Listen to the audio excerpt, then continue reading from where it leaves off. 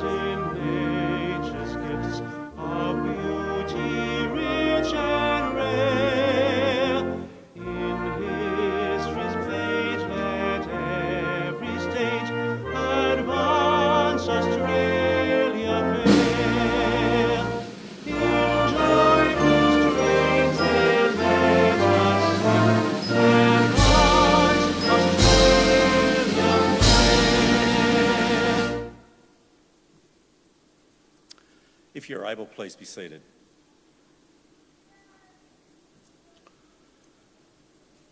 The Australian War Memorial was the vision of Charles Bean, Australia's First World War official historian. Bean landed with the Australian troops on Gallipoli and stayed with them at the front through to the end of the war. The idea of this national memorial and museum came to him at Pozières, France, in the depths of the bloody fighting of 1916. Bean's idea was that this would be a place where families and friends could mourn loved ones buried in faraway places. It would also be a place that could help all Australians understand what these men and women had endured and what they had done for us. Bean's vision, to which we remain true, is best expressed as inscribed in the entrance to the memorial's galleries. Here is their spirit in the heart of the land they loved, and here we guard the record which they themselves made.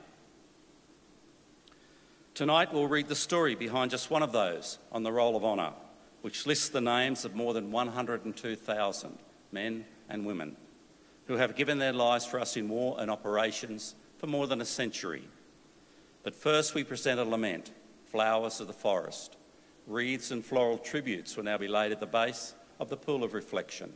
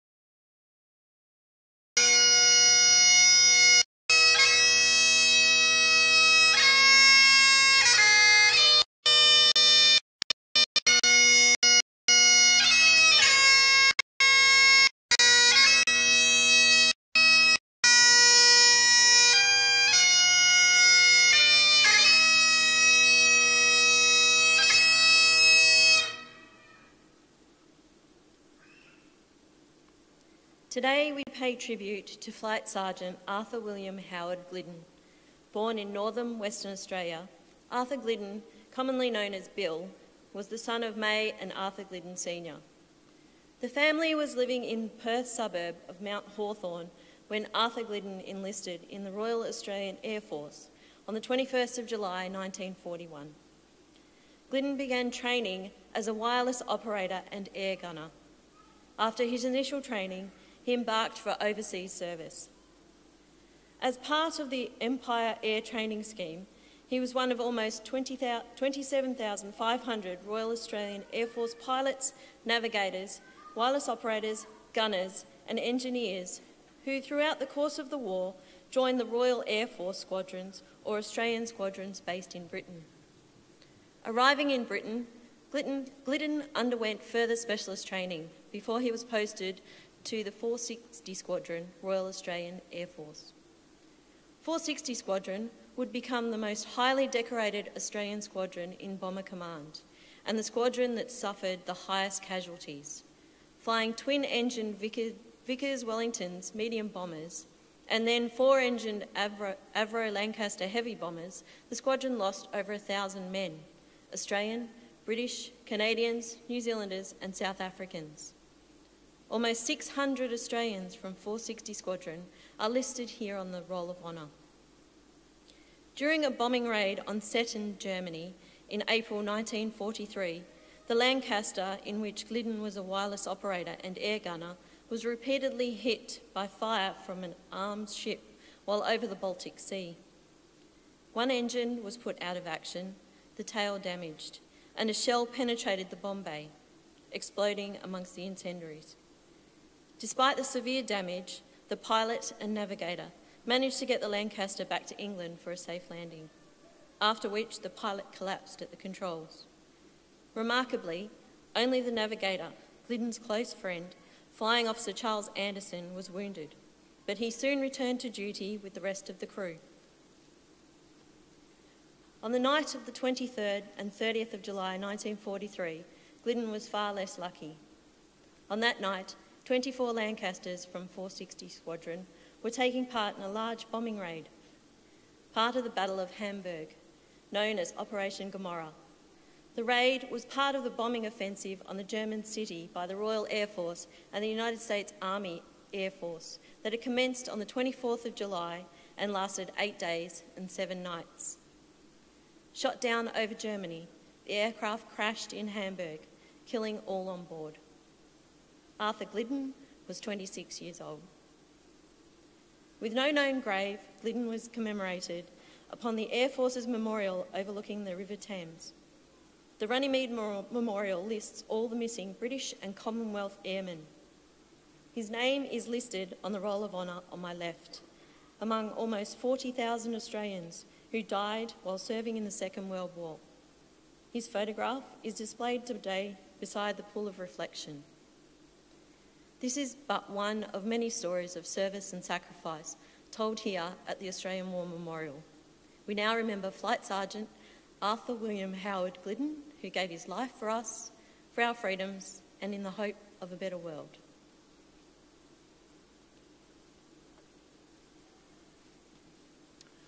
Please stand for the reading of the ode and the sounding of the last post.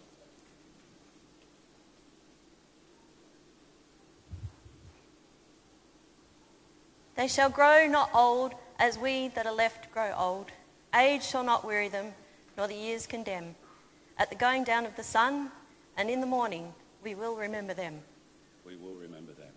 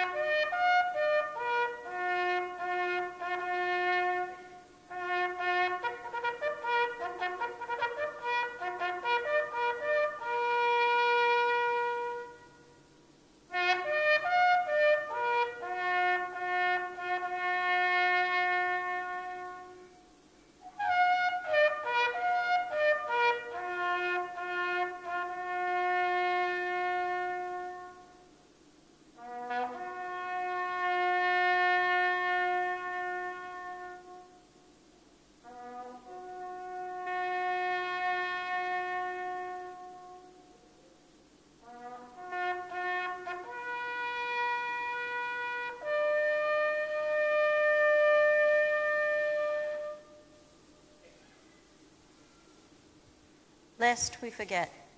Lest we forget.